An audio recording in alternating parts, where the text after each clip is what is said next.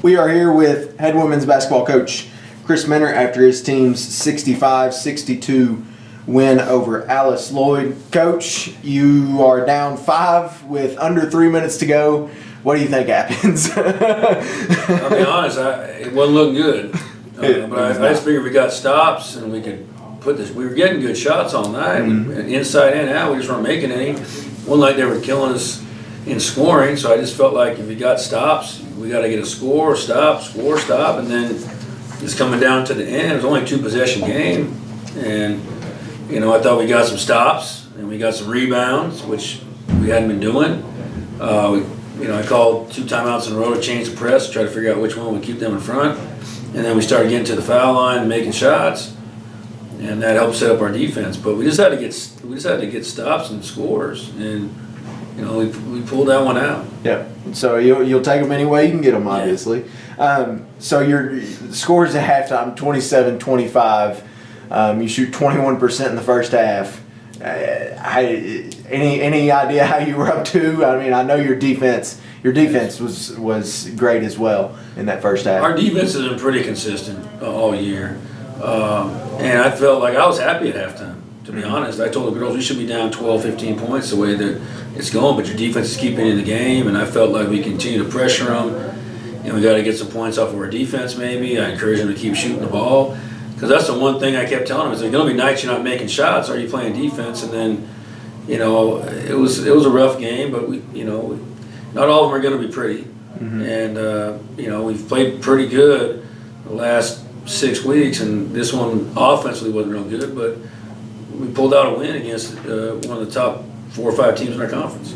Yeah, and I felt today's game was real physical. Like that's something that you guys haven't necessarily seen here lately, is a real physical game like that. We haven't, and they have a couple physical players, and so that's how they like to play, and that was working, and I think it affected us a little bit, and I think we missed shots early, which means you're not going to get calls because you're missing layups, not getting fouled. What makes you think you're getting fouled when you're missing? So, I thought that our missed shots affected our mental confidence and offense.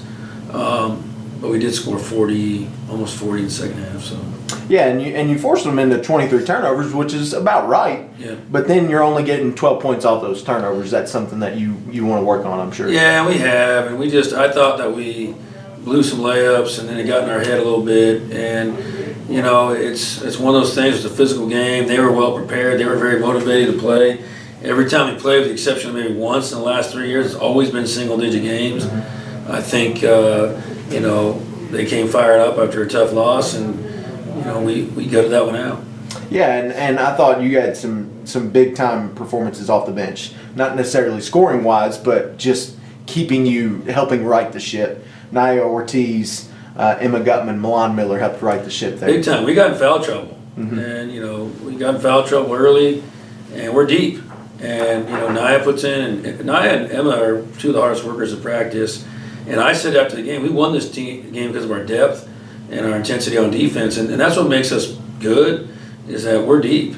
I mean, Gutman went in there and gave us some quality minutes. Nia went in there and gave us some quality minutes.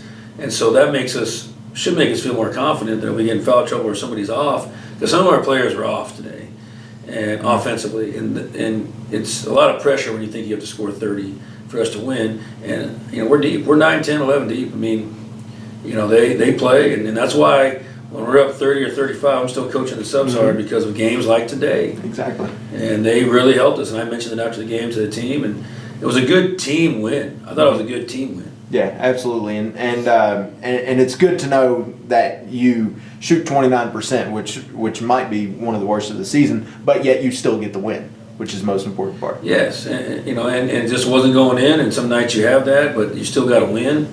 And there's some nights where, like last year when we played them, I think we hit every shot we took.